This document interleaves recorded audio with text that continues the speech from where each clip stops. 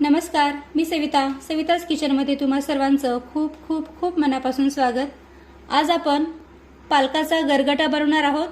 हा पालकाचा गरगटा कोणीही अगदी सहज बनवू शकेल। एवढ्या साध्या आणि सोप्या पद्धतीने हा गरगटा बनवता येतो आणि चवीला पण हा पालकाचा गरगटा एवढा मस्त लागतो की एकदाच नाही तर पुन्हा पुन्हा तुम्ही बनवून खाल। चला तर साध्या आणि सोप्या पद्धतीने पालकाचा गरगटा कसा बनवायचा ते पाहूया। तर इथे मी एक जुडी पालक व्यवस्थित निवडून 2 ते 3 वेळा भरपूर पाण्याने स्वच्छ धुवून घेतलेला आहे आणि धुतल्यानंतर अशा पद्धतीने बारीक कापून घेतलेला आहे।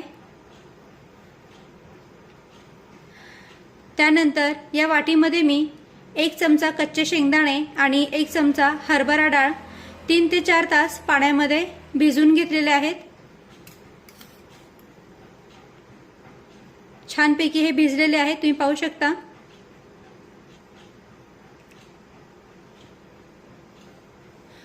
त्यानंतर इकडे मी गॅसवर कढई गरम करायला ठेवलेली आहे। आता या कढईमध्ये 1 ग्लास भरून पाणी टाकूया आणि या पाण्याला थोडंसं गरम करून घेऊया। पाणी थोडंसं गरम झालं की त्यामध्ये हा बारीक कापून घेतलेला पालक टाकूया आणि साधारण 7 ते 8 मिनिटे याला शिजून घेऊया। पालक शिजायला फार वेळ लागत नाही, त्यामुळे याला कुकरमध्ये शिजवायची गरज लागत नाही। कढईत गरम पाण्यामध्ये फक्त 7 ते 8 मिनिटे जरी याला शिजून घेतलं ना तरीही पालक अगदी पटकन शिजला जातो। आता याला व्यवस्थित शिजून घेऊया। याला चमच्याने थोडंसं हलवून घेऊया, म्हणजे मग पालक सगळीकडून व्यवस्थित शिजला जाईल। तर पहा, 7 ते 8 मिनिटांमध्येच पालक आपला अगदी व्यवस्थित शिजलेला आहे, छान मऊ झाला आहे।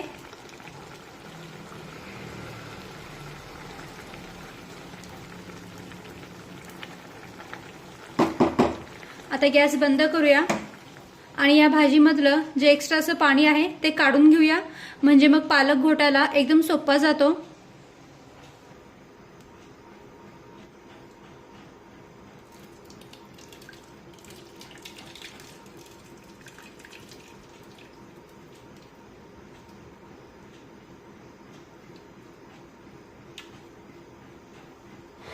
तर पहा, या पालकामधलं एक्स्ट्राचं पाणी मी काढून घेतलेलं आहे, पण हे पाणी आपण फेकून देणार नाही आहोत। थोडा वेळ याला मी साईडला ठेवून देते आणि आता या पालकाला आपण घोटून घेऊया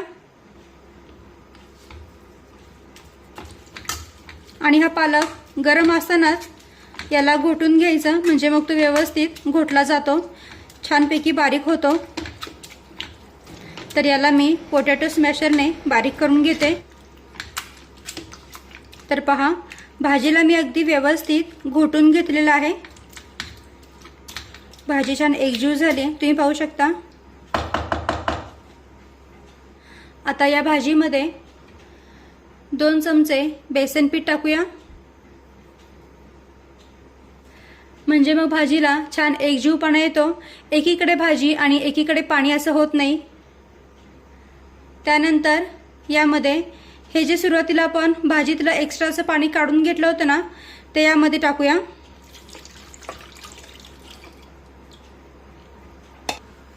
मिक्स करून घेऊया।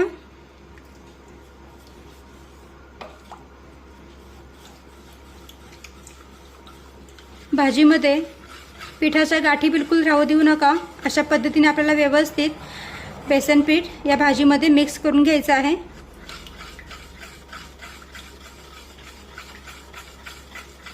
तर पहा, भाजीमध्ये बेसन पीठ अगदी व्यवस्थित मिक्स झालेलं आहे।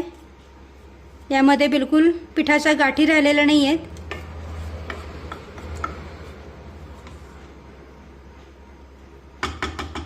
आता ही भाजी मी पुन्हा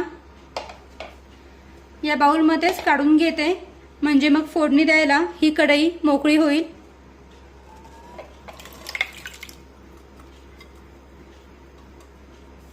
तर गॅसवर मी ही कढई पुन्हा एकदा गरम करायला ठेवलेली आहे। आता कढई गरम झाली की त्यामध्ये 2 ते 3 चमचे तेल टाकूया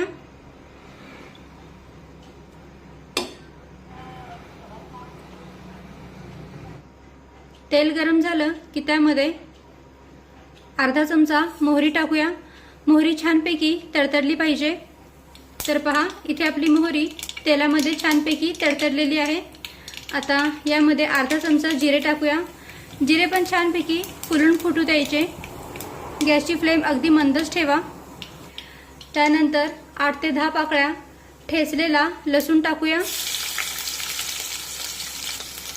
परतून घेऊया।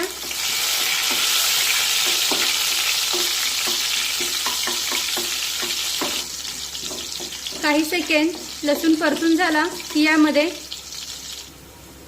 4 ते 5 बारीक चिरलेली मिरची टाकूया। मिरची तुम्ही तुमच्या आवडीनुसार टाकू शकता। आता मिरची सुद्धा लसणासोबत व्यवस्थित परतून घेऊया। हवं तर लसूण आणि मिरची तुम्ही उकळीमध्ये बारीक करून घेऊ शकता।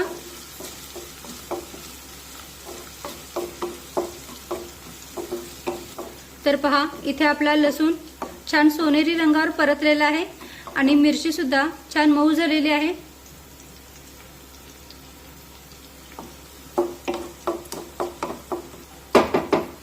आता यामध्ये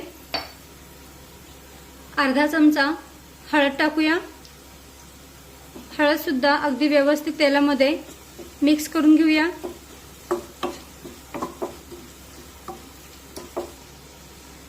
त्यानंतर यामध्ये हे जे 3 ते 4 तास पाण्यामध्ये भिजून घेतलेले हरभरा डाळ आणि शेंगदाणे आहेत ना, ते सुद्धा यामध्ये टाकूया। डाळ अगदी व्यवस्थित भिजलेली आहे, तुम्ही पाहू शकता। अगदी 2 बोटांनीच अगदी सहज मोडता येते। आणि हरभरा डाळीऐवजी तुम्ही मुगाची किंवा तुरीची डाळ वापरलीत तरीही चालेल। मिक्स करून घेऊया।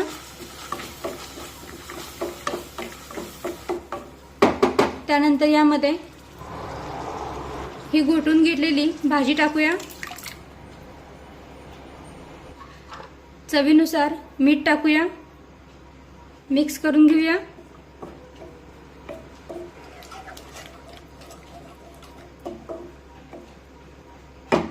आणि आता फक्त 10 मिनिटे ही भाजी आपण उकळून घेऊया, जेणेकरून या जे आपण 2 चमचे बेसन पीठ टाकलं आहे ना, ते पण व्यवस्थित शिजलं जाईल। तर गॅसची फ्लेम मध्यम ठेवूया आणि मध्यम आचेवर हा गरगटा 10 मिनिटे उकळून घेऊया। तर पहा लो टू मीडियम फ्लेममध्ये हा पालकाचा गरगटा मी 10 मिनिटे शिजवून घेतलेला आहे। तुम्ही पाहू शकता मस्तपैकी ही भाजी बनवून तयार झाली आहे। रंग पण सुरेख आलेला आहे भाजीला आणि छान एकजीव झाले। तुम्ही पाहू शकता एकीकडे पाणी किंवा एकीकडे भाजी असं झालेलं नाहीये, छान एकजीव झाली भाजी।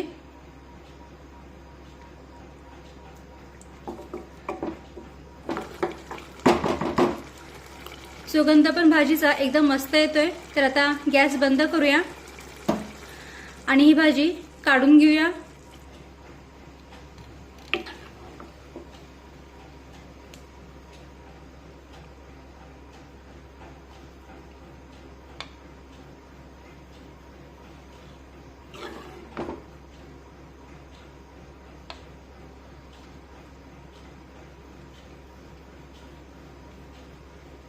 तर पहा इथे आपला पालकाचा गरगटा बनवून तयार आहे। तुम्ही पाहू शकता एकदम मस्तपैकी ही भाजी बनवून तयार झाली आहे। रंग पण सुरेख आलेला आहे भाजीला आणि भाजी पण छान एकजीव झालेली आहे। हे पहा मस्त दाटसर अशी ही भाजी बनवून तयार झाली आहे। खूप साधी, सोपी आणि झटपट बनवून तयार होणारी ही रेसिपी आहे। गरमागरम भाकरी, चपाती किंवा मग भातासोबत हा पालकाचा गरगटा एकदम मस्त लागतो। तर तुम्ही सुद्धा अशा पद्धतीने पालकाचा गरगटा नक्की करून पहा। व्हिडिओ आवडला असेल तर व्हिडिओला प्लीज लाईक करा, शेअर करा आणि सबस्क्राईब करायला विसरू नका। थँक्यू।